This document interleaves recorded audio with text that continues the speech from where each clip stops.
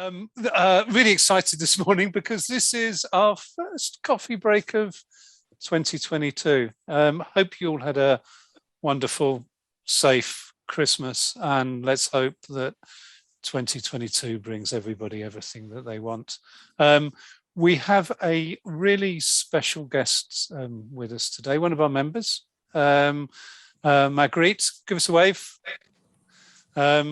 Magriet's sitting not too far away from me in Crowborough now, and is here to talk to us today, and not just talk to us, because we can talk to her. Let's make this, as usual, a conversation.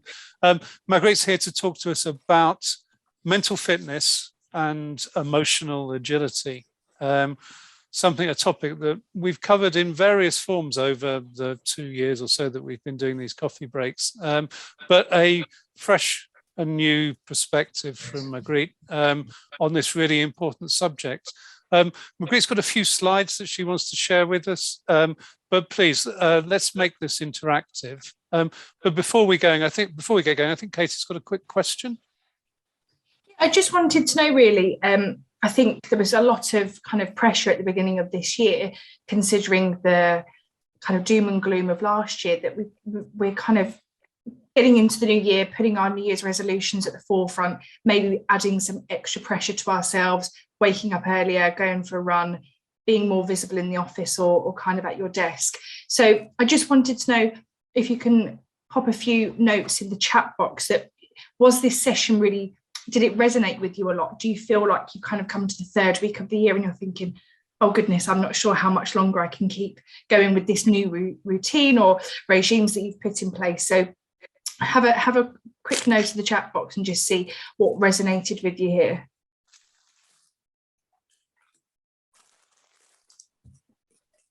I should come off mute, shouldn't I? As usual, let's make this interactive. So, Magriet, good morning. Well, good afternoon now. How are you?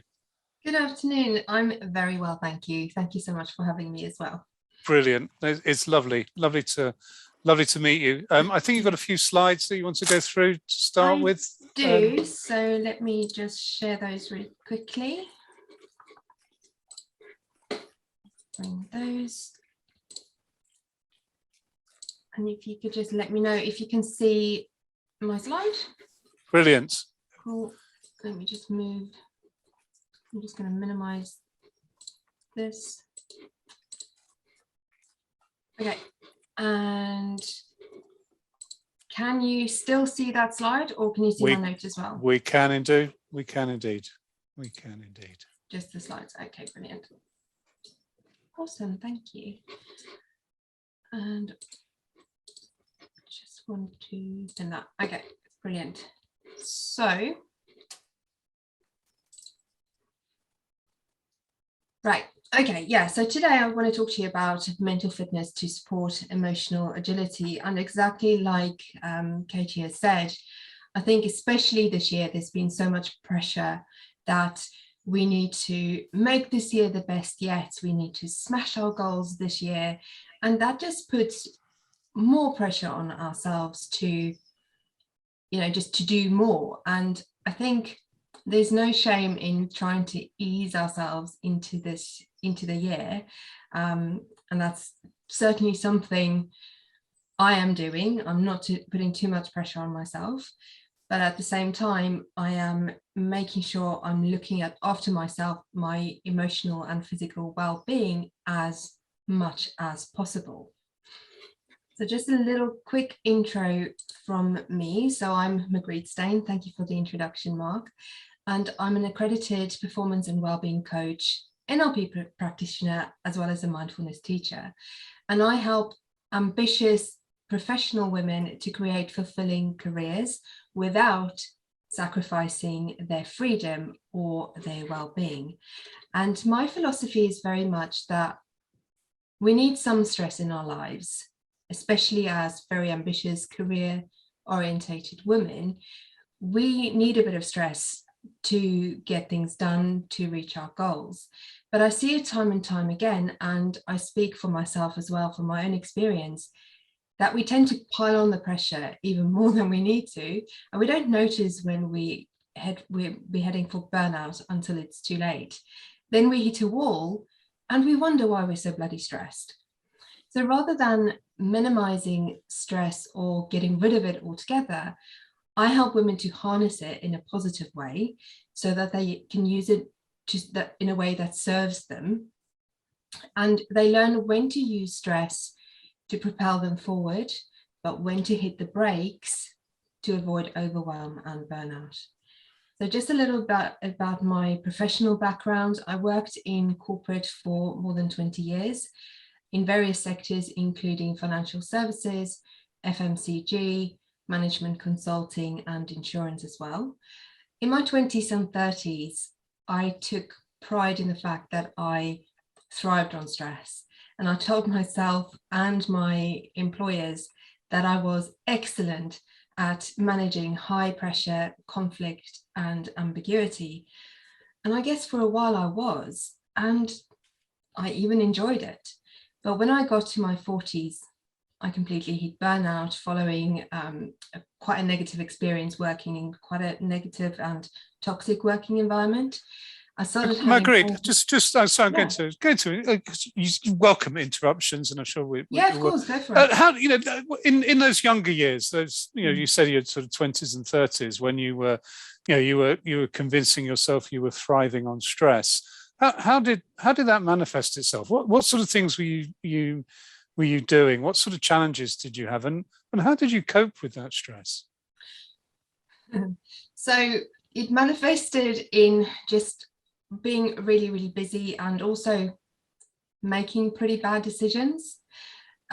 So just from a more personal side, I got married for the first time when I was 23. I had a baby when I was 25. My son was born when I was 25. He's going to be 20 in February. I then got divorced when he was 1. I remarried in my mid 30s. I had my daughter in my late 30s. She's now 14. But when she was just over 1, divorced again. So I've now been married 3 times. My husband and I were trying to work out how long we've been together, and we realized that on Friday it's 13 years. So I'm obviously 3rd time lucky, doing something right. But the stress manifested. One of the things I really realized last year, and it happened after I left corporate, was that I was so stressed. Then I decided to become really intentional about managing stress. And through that process, I actually realized that I was addicted to stress. I was creating it. So me taking pride in my 20s and 30s that I'm so good at managing stress, and actually part of me enjoying it in a weird way, I was creating it. I needed it. And it was only last year that I realized, oh, I don't have to be this stressed all the time. It's almost like the pendulum had to swing completely the other way and settle somewhere in the middle. And I realized that, yes, I do need stress. Part of me do enjoy it a little bit, but I now know where that sweet spot is so that I can avoid heading for burnout again. Does that answer your question, Mark? Yeah, lovely. Thank you. Okay. So in 2018, I started my training as a coach, and I built my coaching practice alongside my career for the first 2 years.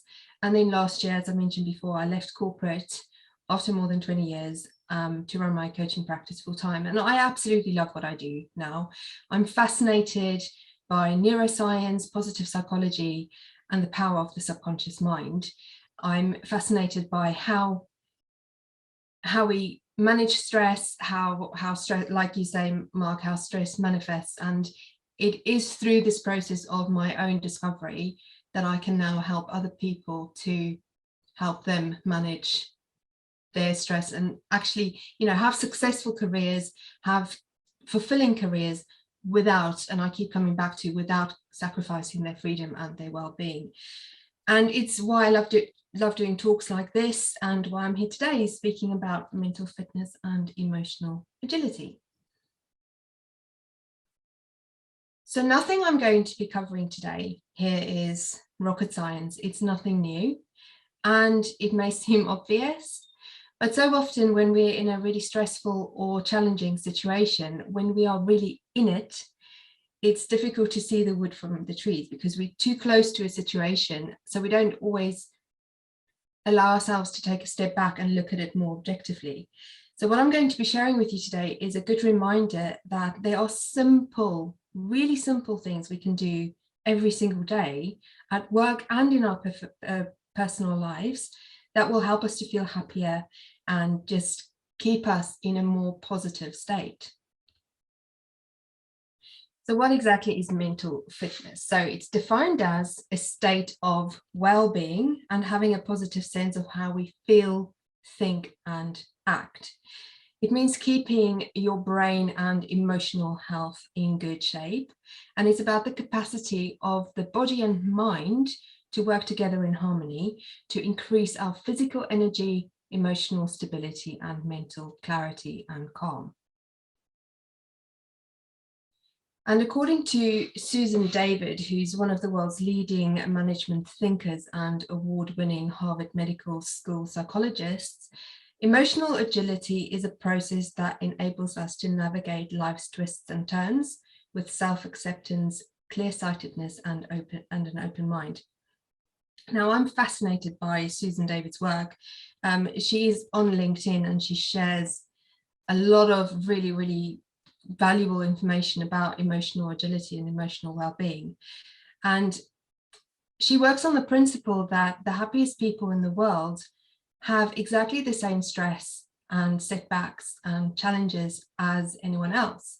But the difference is that they have learned to unhook themselves from unhelpful patterns of thought and behavior. So when I say unhook, it means not get attached to our stories and thought patterns and behavioral patterns. So we unhook ourselves from kind of lots of conditioning, and that makes them more emotionally agile. So it's not about trying to deny our feelings or ignore them or brush them aside. It's about accepting them as part of who we are. All the good emotions like joy and happiness and all the really, really great things, as well as the negative emotions like pain and anger and sadness and discomfort. For the purposes of today, I'm going to be focusing on mental fitness to support emotional agility in the workplace and in our personal lives. I could do a talk on emotional agility as well, but that's quite a broad topic. And I could literally talk about it all day, and I will be here all day if you allow me to. But if anybody wants to learn more about Susan's work, I can highly recommend this book. Can you see that? So it's called Emotional Agility, Get Unstuck, Embrace Change, and Thrive in Work and Life. Really, really, really good book if you're interested in finding out more about emotional agility.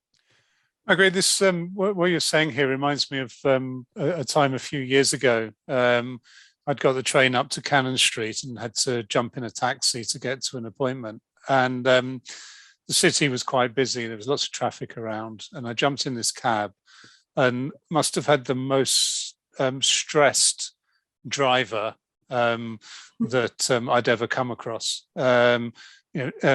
Everything was a challenge to him, and everything was going against his against him. The lights were red, people were pulling out in front of him, and he was getting more and more and more and more stressed. I had the meeting and decided I was going to get a taxi back to Cannon Street afterwards, and I had the equal and opposite taxi driver. He was just so laid back. I think he had some music on, and absolutely nothing fazed him. And I was thinking about those as I jumped on the train. I was thinking about those two journeys, and it struck me. I thought, would the first taxi driver be that stressed in whatever he was doing, whatever job he had? And would the second one be that laid back in the job he had, just through their own upbringing, training, their physiology? I don't know whether you've got any thoughts about that. Well, I think there's so many different factors involved, aren't there? It's your kind of your natural disposition. Depends on your upbringing, your personality type, your environment, your circumstances. You know, the first guy may just be like that. He may just be a really stressed person, or it may be that he's got a really stressful situation at the moment and he's not always like that. We only really get a glimpse into somebody's life on any given day, don't we? Yeah, but it is interesting. And I think, you know, there are people who need the stress, and they create the stress and they create the drama, and that's how they are. But unfortunately, there will come a point, or there may come a point, where they may become ill, or, you know, it may have a really negative impact on their relationships. But yeah, it is a very interesting and very fascinating topic, isn't it? Okay. Is how different people are. So on one hand, we have mental fitness. On the other hand, we have emotional agility. But I don't think we can have one without the other, because they are so intertwined. We need to look after our mental fitness just like we look after our physical fitness to support our emotional agility and well-being. But we also need to look after our emotional agility to support our mental fitness. I think that the two really fit together like a glove. So as mentioned before, mental fitness is defined as a state of well-being and having a positive sense of how we feel, think, and act. With physical health, every one of us is prone to certain conditions given our family history, our environment, or we may have certain goals we want to achieve when it comes to our physical fitness. For example, if you have a family history of heart disease, you may have a goal to have a healthy diet, do regular exercise, and keep your cholesterol levels and your sugar levels in check. The same mentality can be applied for mental health as well. And I think that is something we don't always think about, and it's something we neglect a little bit. We look after our bodies, we don't always look after our minds. We think our minds will just, you know, come with us on the journey and, you know, it's fine. But the same mentality, so our mental health is just as important. We are all prone to certain conditions, just like with physical health, depending on family history and environment. So many of us may not think to set goals to ensure we stay mentally fit. For example, you may have in your family history of anxiety, so your goal might include meditation or journaling or getting enough sleep, so to keep your stress and anxiety levels low. And just as there are 4 components to physical fitness, which is cardiovascular, endurance, strength, flexibility, and healthy weight, there are also 4 components to mental fitness. The first one is our emotional fitness. So that is self-acceptance, self-esteem, resilience, and how we manage our emotions. The second one is social. So that includes our friendship groups, our support network, our community, companionship, inclusion, and enrichment. We then also have the physical element to mental fitness, which includes our healthy diet, regular exercise, and good quality sleep, and then our financial mental fitness as well. So that is low-level worries about money, but generally we're in control of our finances, we know how to cope with financial setbacks, and we are on track to achieve our financial and life goals. So taking steps to build your mental fitness enhances your ability to cope with stress and improves your physical health, your productivity at work, your relationships, and just your overall happiness. Are there any questions before I move on, or thoughts? Okay. So how does mental fitness, or how does improving our mental fitness actually help?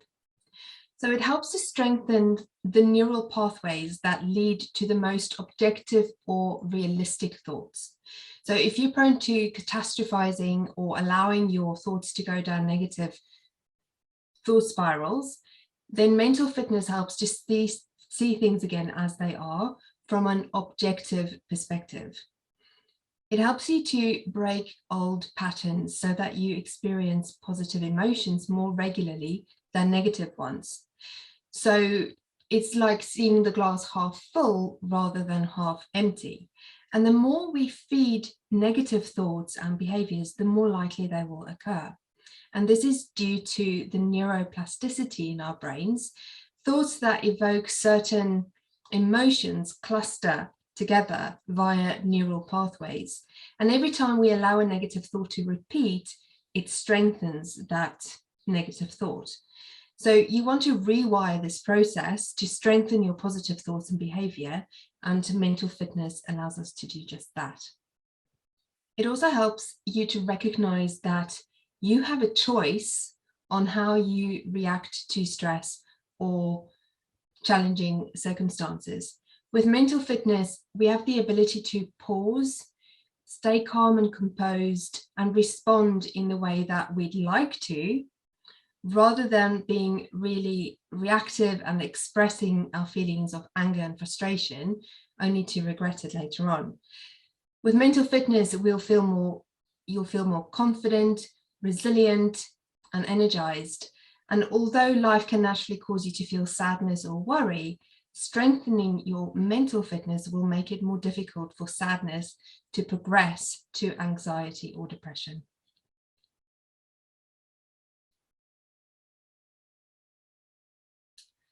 So what are the benefits of looking after our mental fitness and improving our mental fitness? So when you go to bed after a really long day, your body begins to relax, but the mind doesn't always follow. Can anyone relate?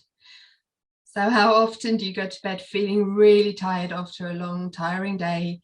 As soon as your head hits the pillow, your brain wakes up. I get that all the time. By building mental fitness training into your everyday life, you have a greater chance of lowering your symptoms of stress and anxiety and burnout and depression. And these practices which I'll share with you on the next slide, can reduce tension in both your body and your mind by helping you break unhelpful thought and mood patterns. And developing the skills for better mental fitness can benefit you and everyone around you. So the first benefit is being more present. And when you're present in the here and now, you can better retain and process information and listen without being sabotaged by distractions. Anyone else prone to being distracted?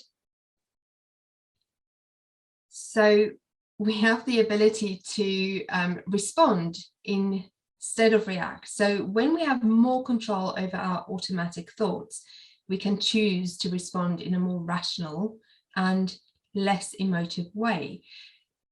The other benefit here is that when we can control how we react when we are being triggered, we are able to hold space for other people when they are triggered. So for instance, if you have if there's a conflicting situation with somebody at work, your boss might be really, really upset by something, he's taking it out on you. Now, the natural response would be for you to get defensive and to react in a defensive manner. But when we practice mental fitness, it allows us to actually see the situation more objectively.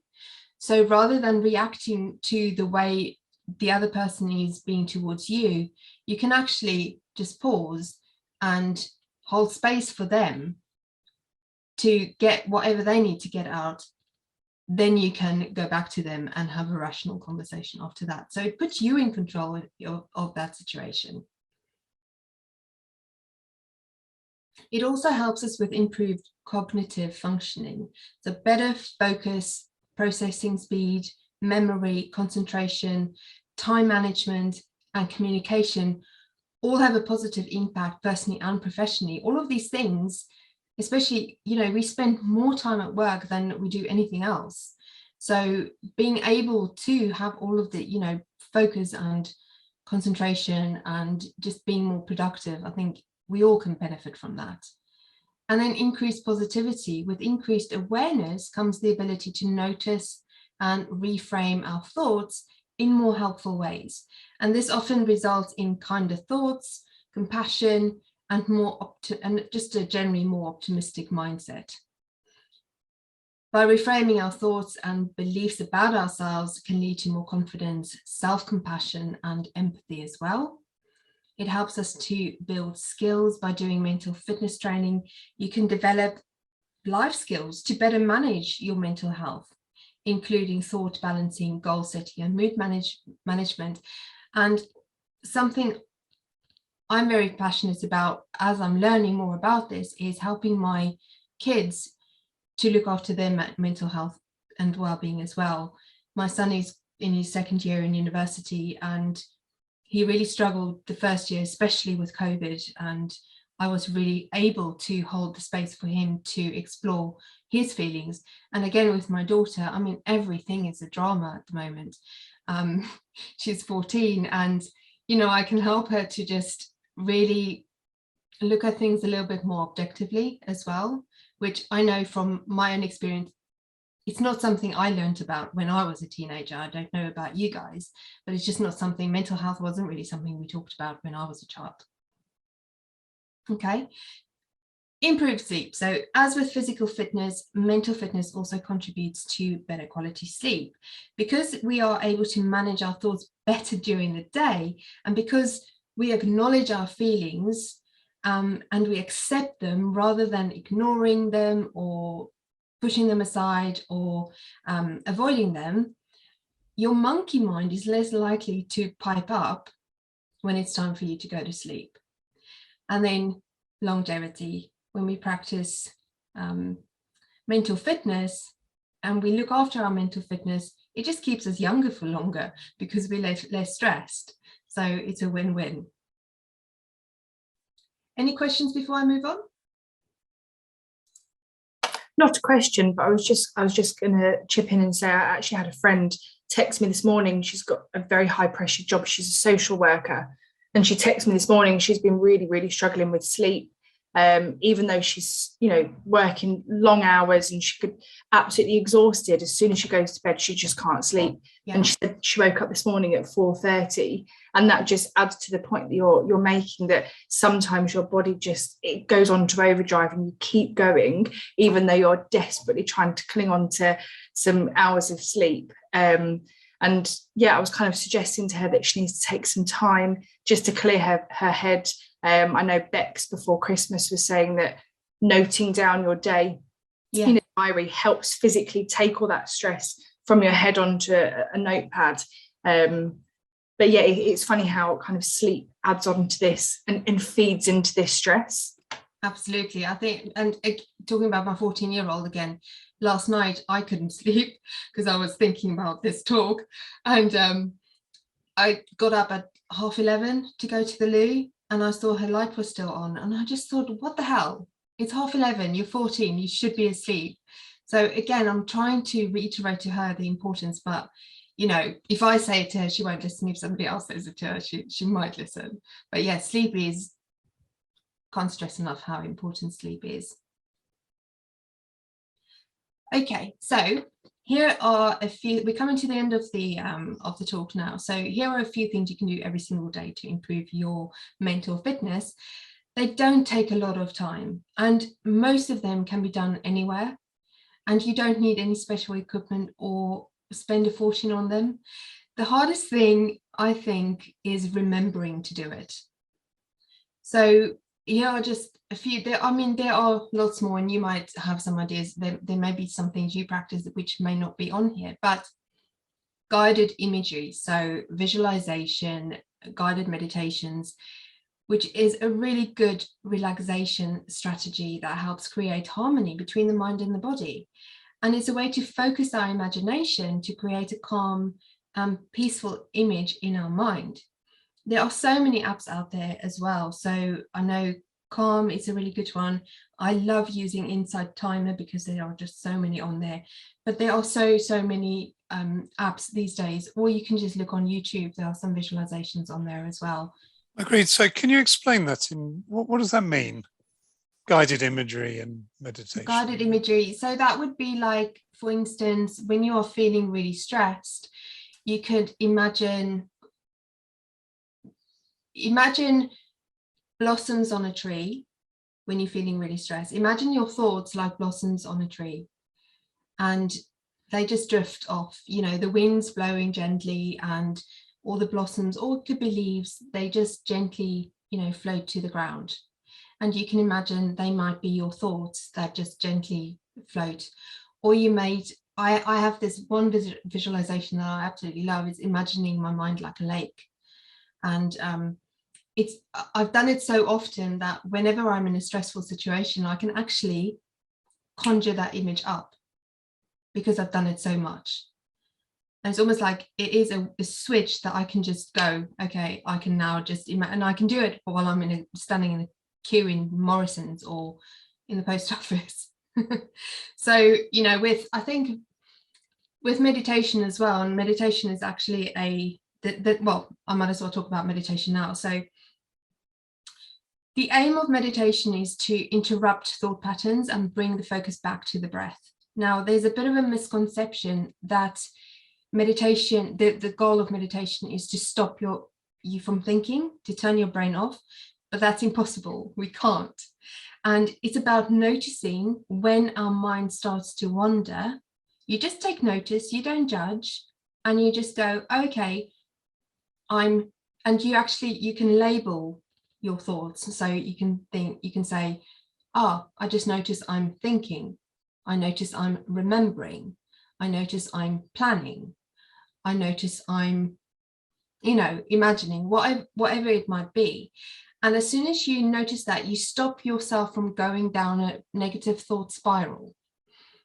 And when you meditate, say for instance, you meditate for 10, 15 minutes in the morning, it is a time for you to just stop. So you take notice of when your mind starts to wander and you bring it back to your breath. So you do that for the duration of the meditation. Now you can do that on your own, or you can do a guided meditation, whatever works for you. But the beauty of this is, and I imagine I mentioned that I am able to conjure up images of, my mind is a lake. I can actually bring those images, because meditation the benefit of it isn't just during the time when you sit down to meditate. You notice the benefits throughout the day. Last year, somebody drove into the back of me. And when I was in my 20s and 30s, I was so stressed, and I had road rage, like you wouldn't believe. I always had road rage. And I used to get really, really, really angry at traffic lights, if people didn't go, or if somebody was trying to cut me off, or somebody was too close to me. I used to get really angry, and I would swear and scream in the car. And last year, a lady drove into the back of me, and I remember this weird, really weird experience. I felt her hit my car. I was stationary, so it wasn't like a massive crash, but I felt her hit me. And I had this sense of calm come over me, and I just went, oh, okay, I've just been hit. I turned my car off, put my hazards on, got out of the car, and I just walked up to her and I said, hello, are you okay? And a few years ago, I would have gone into a rage. So that is kind of one of the impacts having done meditation for a while is having on me, because now when somebody is rude to me, rather than saying something rude back to them, I can actually just go, oh, that's interesting. So that's me going off on a bit of a tangent with meditation. Katie, you mentioned journaling. You mentioned about suggesting to your friend that she does journaling, and journaling is a really great way to express your thoughts and emotions. If you journal in the evening, it's a good way to kind of express, and it's almost like consolidating your thoughts and emotions during that day. and it helps you put things in perspective because it gets it out of your head, so you can untangle all the jumbled thoughts. And also it's a good way to track your moods and help you recognize your triggers and learn how to better control them. Then just moving on to practicing gratitude. So making a point of listing all the things in your life you're grateful for. It helps to recall times when you have experienced pleasure and comfort and tenderness and confidence, other positive emotions. So I include gratitude as part of my morning journaling ritual as well. And then mindful activities you can do. So activities that help take your mind off your daily stresses, reading a book, cooking, going for a long walk in the countryside, gardening, playing games. All of those things is a really good way to just, again, bring yourself back to the present moment. Breathing exercises. So deep breathing is one of the best ways to reduce stress and to lower stress in the body, because when we breathe deeply, it sends a message to our brain to calm down and relax. And the brain then sends a message to our body. So breathing exercises are a good way to relax and reduce tension and relieve stress. We've already touched on sleep, but rest is so important to our body, just as important to our bodies as eating and drinking and breathing. And it's vital for maintaining good mental and physical health. Regular exercise. When we exercise, our bodies produce or release feel-good hormones. So regular exercise is just really good as well. Katie, you were saying about having to pound the streets in the morning. So that's probably a really good way for you to get the energy going. And it probably has a really good impact on your mood during the day as well, if you do that. And then trying something new or different is a really good way, because like taking up a hobby, and because it's allowing you to do something that you enjoy and that you're not pressured to do. So you can fit, perhaps, it also keeps your mind active. You can maybe also do things like fit approaches into your daily life in a variety of ways. Like you can try new foods, you can perhaps find a new way to complete a task or an activity, take a different route to work or the shops, sit on a different seat on the train. So I have this thing where I have to face forward, and I actually had to, for a while when I was still commuting, I had to actually force myself to go backwards just to prove to myself that I can, and I'm not going to die, and it's not the end of the world just by sitting in a different spot and going backwards. And also setting personal goals, and goals don't have to be ambitious, and they should be broken into smaller, more achievable goals to better your chances of success. So whatever goals you set, reaching it will build confidence and a sense of satisfaction as well, which will just make you feel good.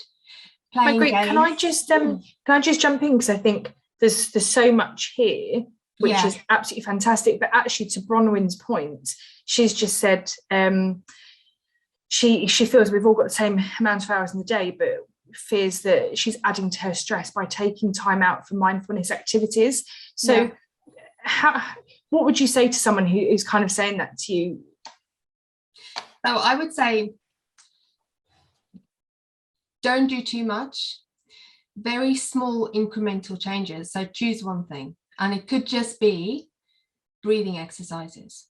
So you can do breathing exercises when you're in your car. You can do it when you are waiting for the kettle to boil, when you make yourself a cup of tea. So have a think about, what do you already do that you can bolt something onto it that's not going to cause you more stress.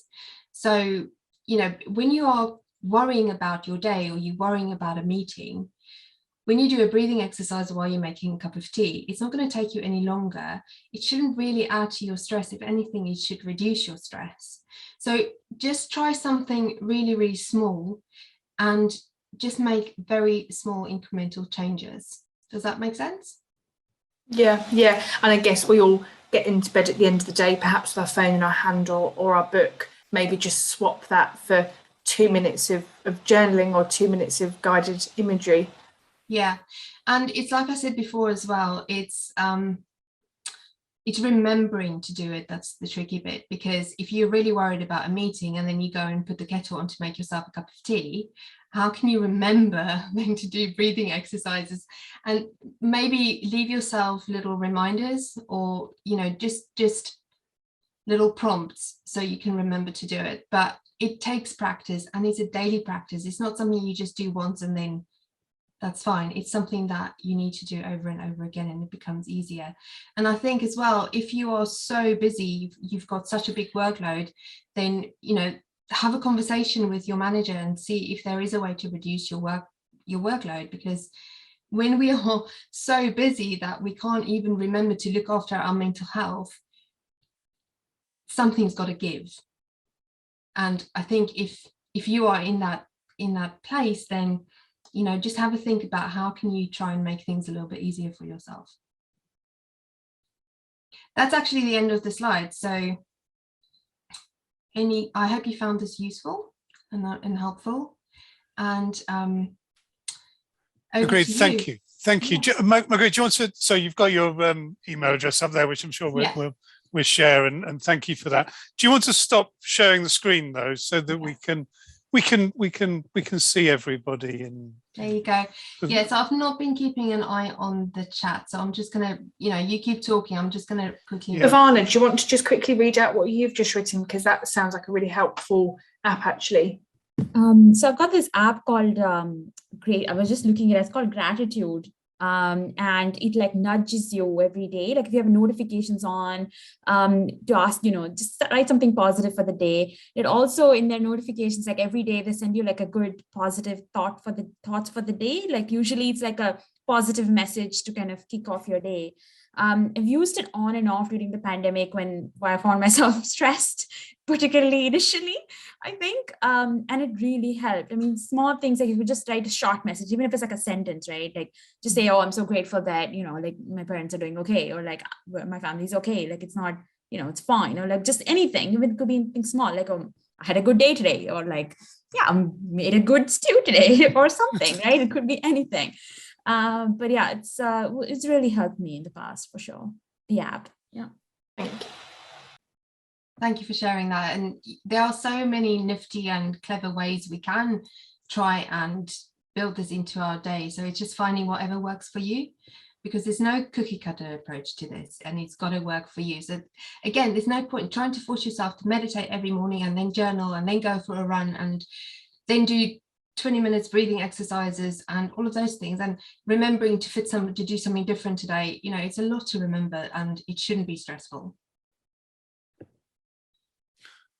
Bronwyn, how do you cope?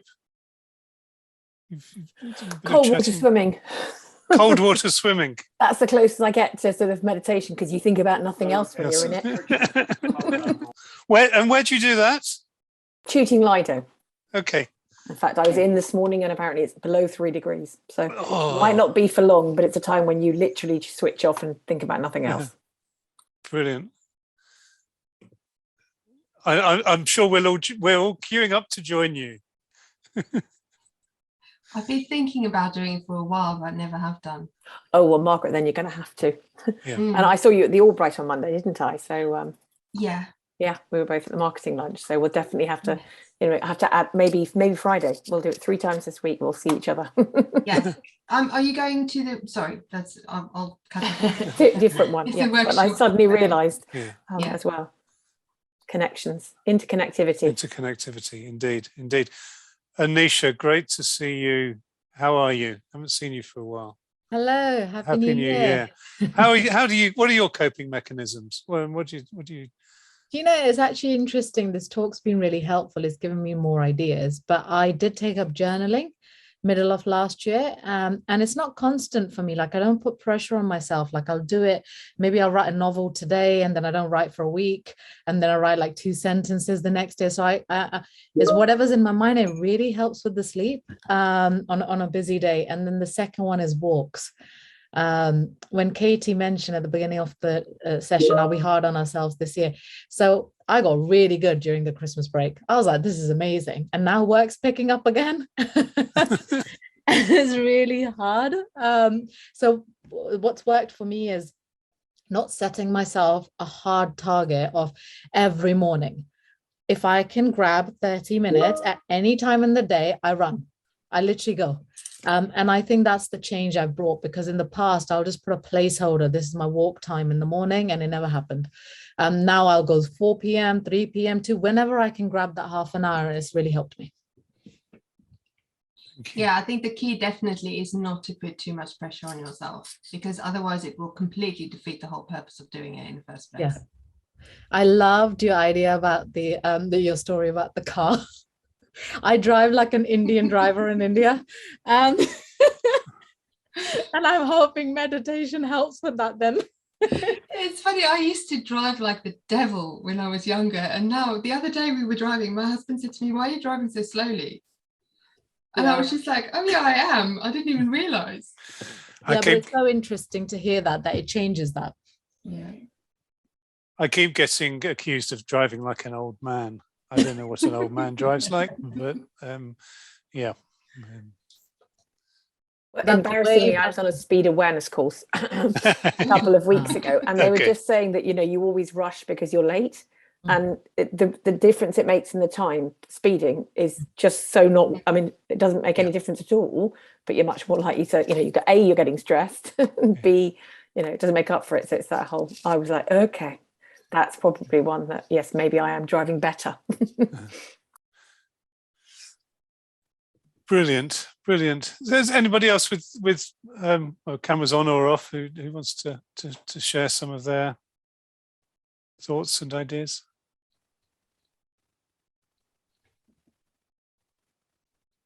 All a bit shy. Looks like we're all set to go. Well, I hope you found it helpful. And I mean, it's like I say, all of these things sound quite obvious when you think about it, but it's remembering that's actually the hard part. But if anyone's got any questions, I'm on LinkedIn, you can find me, and I'll happily answer any questions offline. You're as a member, you're on our members platform. Yeah. So people can reach out to you via the members platform as well, and connect with you there. That's just a hint that if you haven't joined the members platform, perhaps you could, because you can start networking with each other, which would be lovely.